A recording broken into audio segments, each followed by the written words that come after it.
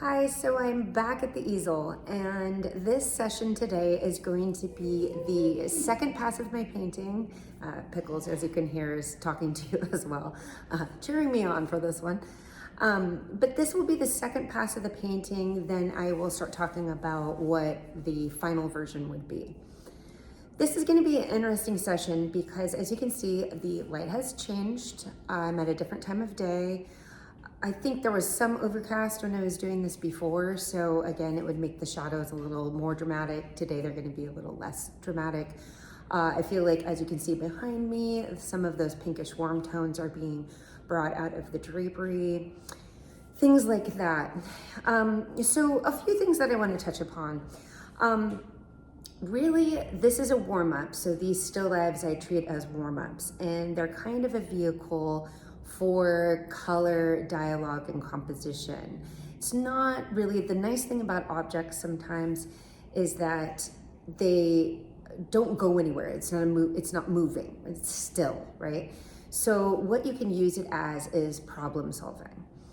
If you're not really interested in painting objects or you're not painting objects currently, you can use a lot of the language here that I'm using for still life, and you can apply it because this is universal. So a lot of the techniques that are garnered throughout my process can be applied to really most subject matter. I do, and I want to address it here. I get a lot of questions about abstract versus objects versus representation. I actually come from the philosophy of the fact that all painting is abstract. So regardless of whether or not you're working with objects, the process is the same. So you're really going from some general concepts to specifics. And then also you can decide through the process of painting what you want to bring out and what you don't. And let me be more specific about that. So as you can see here, with the still life that I've been working on, it's still a little bit wet in spots, which is okay. I'll talk about that as well. But there's little passages here that are very nondescript, and I don't have to make them specific if I don't want to. If I don't think for the overall feeling of the piece that bringing out detail in certain areas is that important, I don't really actually need to. Here in the back, I definitely would not be doing that because I want to create some distance. And so that will help if I just leave things a little ambiguous here. If I don't bring everything up to focus, then I'm gonna have this kind of ambiguity. I can also take things like interesting shapes like this, and I can just really treat it as a solid shape without worrying about the shine or the detail or anything like that. So it's really a range of ways that you can go. I've actually taken the same still life and painted it 3 to 4 different ways. Some of it more object focused, so you can really see the objects and the highlights and the colors and things like that. And some just almost it goes into a blurred focus type thing. So really these things can be interpreted multiple ways. I will caveat though, I'm gonna put that back, but I'm gonna caveat that same conversation by saying that this is why I like painting from life or memory. I use photos in my work, but in a very limited way. I don't like the flatness of it, and I don't like the fact that you can't kind of get into the space. I like the abstraction and the kind of inherent ambiguity of the natural world.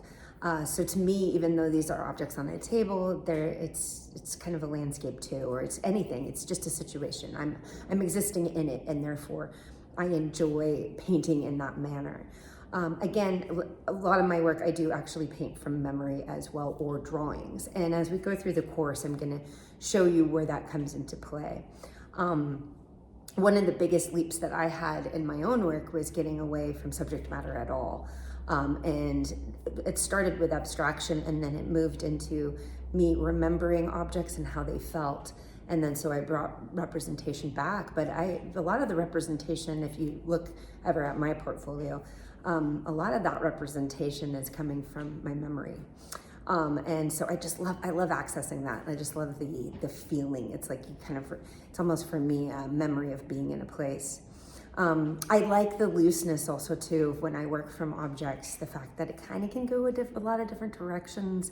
My mind gets to wander. It's more like I'm problem solving than I'm It's very relaxing in a lot of ways because I'm just kind of problem solving and the objects are already there. So I'm not really having to access my memory as I do with some of the more intense compositions. I will be getting into some of that later, how we work from memory and narrative. But for now, we're kind of just, warming up, getting into it and relaxing into the still life. Okay, so today, as you can see, those neutral tones are there. When I say it's not local color, I mean, this doesn't match, right? This is the feeling of, but it's not a matching situation, okay? But values are accurate. So mid-tone in pot, the darks in the background, the placement is kind of, I'm gonna have to adjust it, but the placement is more or less there. And so what I'm gonna do now to kind of move this forward is I'm going to start to pick areas where I'm going to bring out the color that's there. Now, again, it's kind of, I leave it to relativity and interpretation. So for example, if I really wanna pull out that green over there, then I might turn some of my darks even a little more red, so a red in the cloth, really even popping that more than I really see in front of me. Adding some pinks, like adding a pink reflection into the pot and juicing it up. I'll kind of juice it up to do that. So I can go a couple different ways here. If I could tone down that green and maybe even just focus on yellows more if I wanted to. So this can go a few different directions. The main thing though is I don't want to key up every color. So I am trying to manage color in a way that's harmonious, that's exciting, that's kind of brings a mood to a certain degree.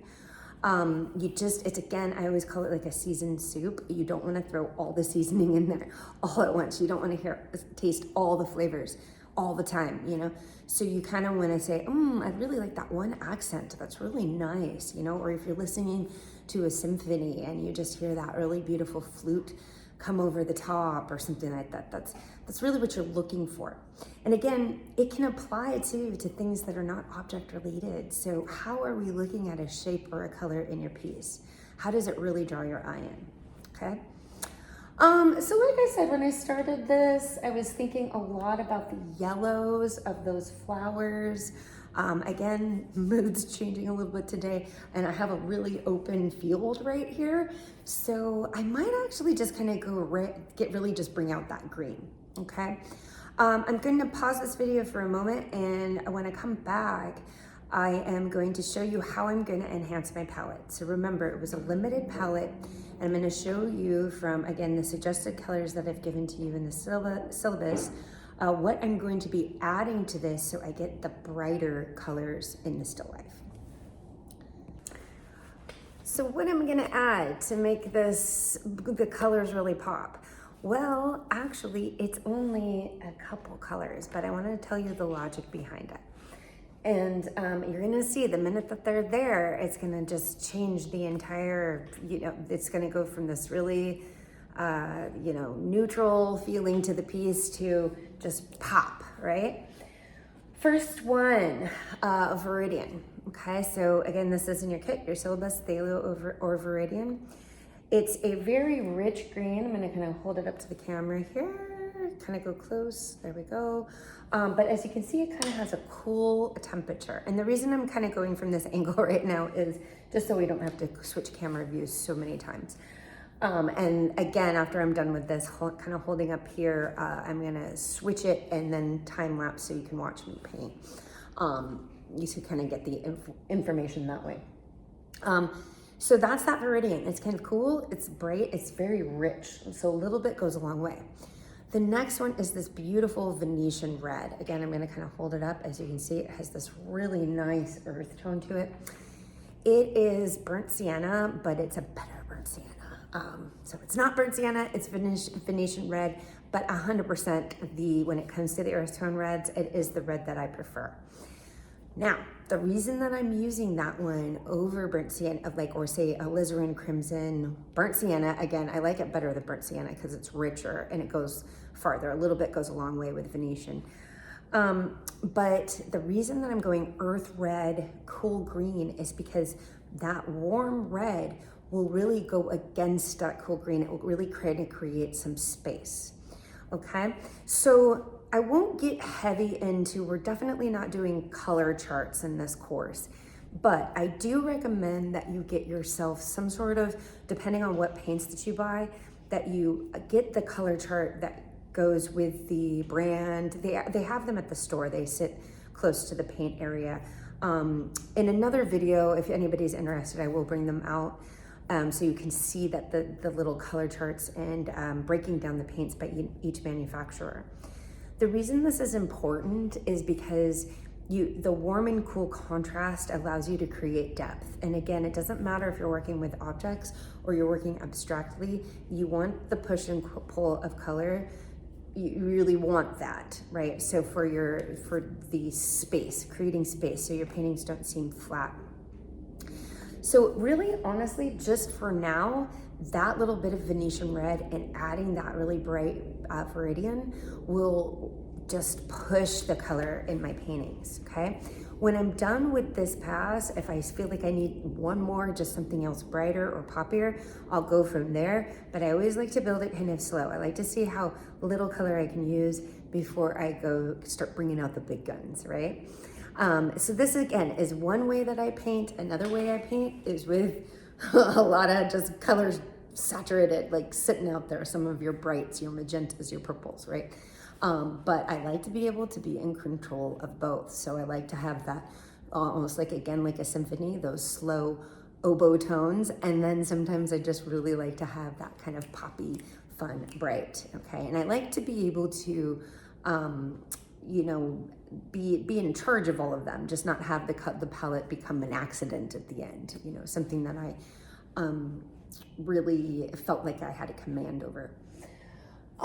So again, I'm just adding that to the palette that you see. Remember, that was mixed in the last video. White, cadmium yellow for review, ultramarine blue. I had raw umber and then some black there. And I will still be using all of that. But I will be mixing in these two brighter colors. I'll put those at the end, and I'll be putting that into some of my mixtures so that I can bring the color up in this piece. The other thing that I do want to mention before I get started is when you get in, so this has been a couple days since I touched this piece. This here is pretty dry. Some of the lighter, so this actually still comes off the white area. Some of it does. I painted a little thicker there. That's okay because I'm actually going to move all of it around right now. I don't really need anything set in stone at this point. One of the things I do like to do, I don't know if you've ever done this before, but this is one of the things I like. I was taught this a long time ago by another mentor, is I actually rub the surface with sandpaper to get a tooth on the paint one more time. And sometimes I do it if something maybe was too dark or if there was an area that I'm not totally in love with, right? But I'm gonna tell you, if you start doing this, especially if you're an oil painter, this really brings a richness and a texture to the surface. It's kind of fun to layer over it. It does work for acrylics as well. I have a fine tooth sandpaper. It does not have a heavy grit, so I'm not, as you can see, I'm not taking it all the way off. But I kind of rub it over multiple areas so that there's a tooth and the paint can kind of sink in. It gives it a bit of a grip. It gives it a bit of a texture. Makes it less shiny. You're gonna see there's a bit of a shine and it kind of takes that off a little bit. Again, if you're working with acrylics, you can do that as well. Just the thing is, don't press too hard. Don't take all your paint off like you're gonna start over, but you give it kind of a little surface, and that also makes you feel like you're kind of getting into a new session. Every time you paint, it should feel fresh, not that you're just filling in the blanks from your last session, so this kind of helps you do that. I actually sometimes welcome a lighting change or a little bit of a shift, maybe even a shift in the place that I'm sitting because it feels like I'm kind of tackling that painting again all at once. It really does, even though you work on a painting multiple times, and again, regardless of the subject matter, it should kind of feel like it was just painted in a sitting, or it should look like that kind of to the viewer, that it's very fresh. Again, in the time lapse you might see, I'm gonna do a range of brushwork, So a lot of things I keep loose. You're gonna see I'm pretty loose. And then what I do is I keep it real, just brushy, expressive, think very much almost on an impressionist bent. You know, some of you have mentioned Sargent Soria, along those lines, like very loose. But then sometimes I'll come in and I'll just tighten up an area, and that's for emphasis. So I don't necessarily do that everywhere. Okay, so that, I think that's kind of a good overview for what's going to be happening here. Again, I'll just kind of zoom in, get a little bit better angle with the painting in the still life as best as I can. Again, I haven't painted on camera in a while, so I'm kind of playing around with setups for a moment and then getting that dialed in. So if it does change a little bit as I go, I'm just trying to see what the best angle is. But yes, I'll get kind of zoomed in, so it's more the painting and the objects. We're just, you know, really getting an idea of that. And then also as much of the palette as I can get, so that's the hard part. And then I'll go from there. Okay, see you in a bit.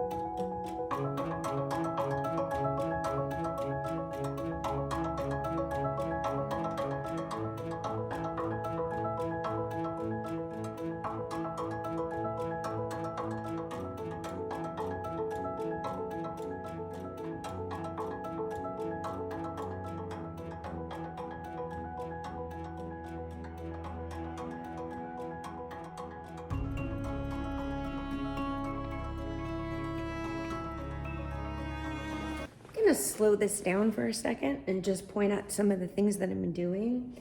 So again, as you can see, I'm kind of a general mixer. I pulled out my threads a while ago. My paint was already sitting there, and I do kind of dab into my various color mixtures.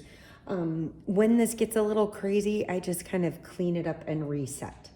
What did I do over here? Well, that is the Gamblin solvent-free gel, and I just take a moment when my brushes get a bit gunky, and I here, let me kind of turn this a little bit. That's where I kind of de-gunk them there.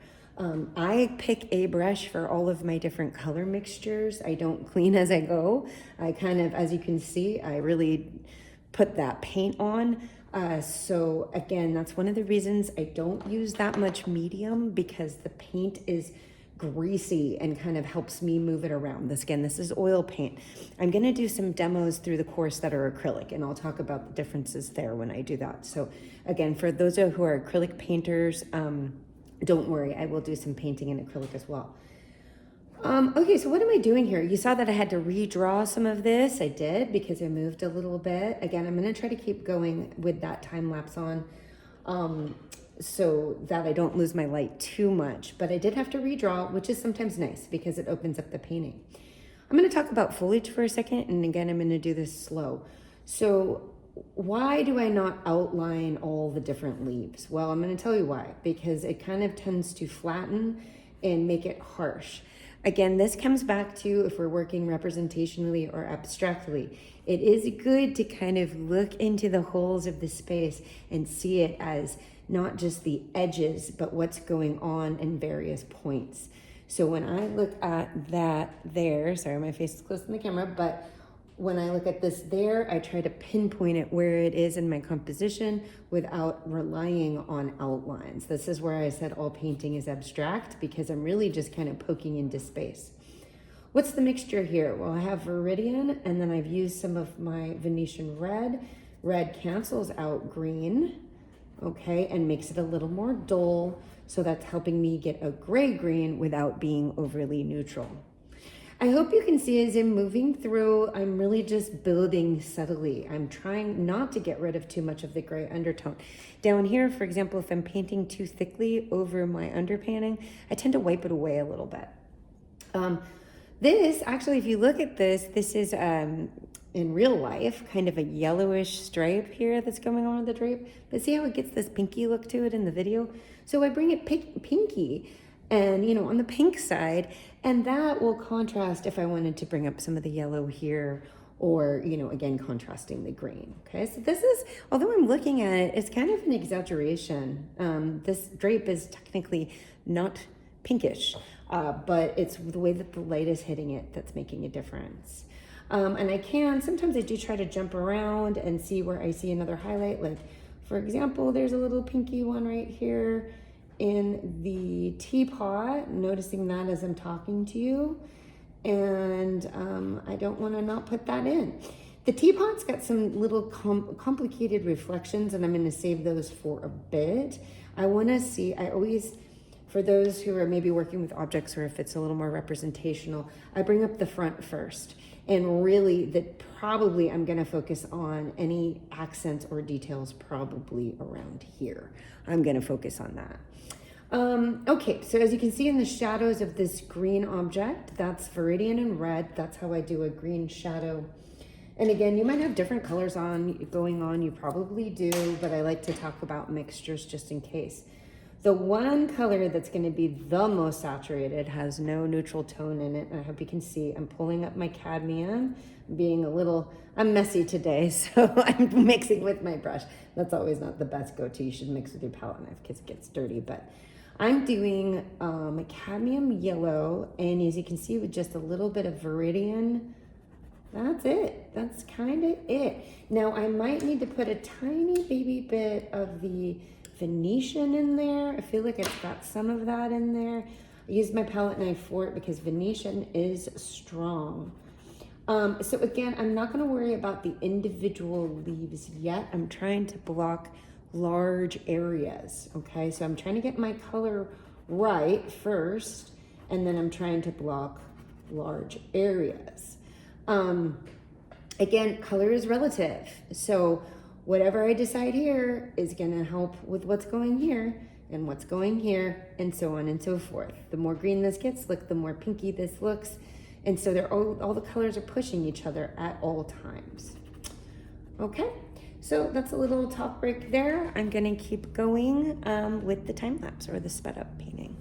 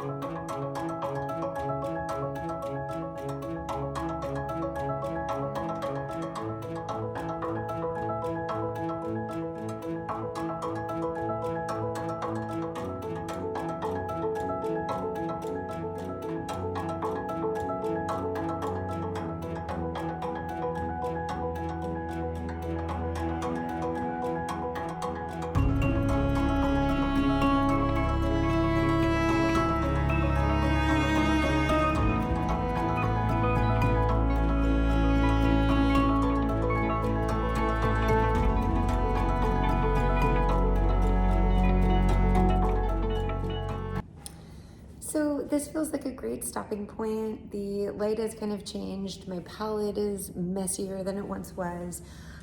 So a lot of times when things just get, the surface is very wet, that sort of thing. So I kind of need to actually let it dry to some degree so that I can work back into it.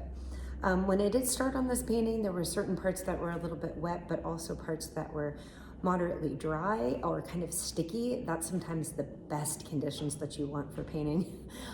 So you kind of look for that tacky feel. And this is just all over now. Like I can't really, if I wanted a hard edge, I couldn't do it at this point because the palette's kind of wet. I'm gonna bring it, I hope you can kind of see what I'm doing here and how I brought the colors together. I'm gonna kind of bring this forward so you can see it. Again, there's a little bit of shine because I have a light, and also this is a very wet painting. You can see how I'm starting to bring the colors into something that's more indicative of the still life. Some of the decisions that I make are what to do. How does this green work against the green in the front? This, I kept it a lot cooler, added some white. And then this one here, I kept a little bit warmer. I do try to reserve whites to a certain degree, not put white in everything. So the more color mixtures that I can just use straight, let's say Viridian with some yellow, something like that, that's like what's there. Not putting white in everything, that can actually kind of make your, I'm trying to get less glare. It can get your painting to have a lot more depth and feel more dynamic, less flat. And again, I have to kind of let this sit for a minute so I can really juice up the colors. Some of the techniques you saw me scrape. I use my palette knife. I kind of scrape things back. I'm always additive and subtractive with my painting, so it's never just a fill in the blanks type situation. I'm always kind of moving things around, seeing what's important, changing the composition sometimes a little bit. I would say if this is for me, this is a good second pass. I kind of go until I really can't go anymore because it needs to dry. As you can see, I'm minimizing the white object down here or the yellow because I'm really going to focus more on the green this time. But this is good. I can let it get a little bit tacky and I can go into the details. So this is where we are going to hold for now, and then I'm gonna next week or moving forward in the future, I will get into that final pass part. I don't want to move too quickly through this, but we can kind of stay here for now. That second pass, you can spend a little time with it and really get it the way that you want it. Okay, thanks for painting with me today, and I will see you all soon.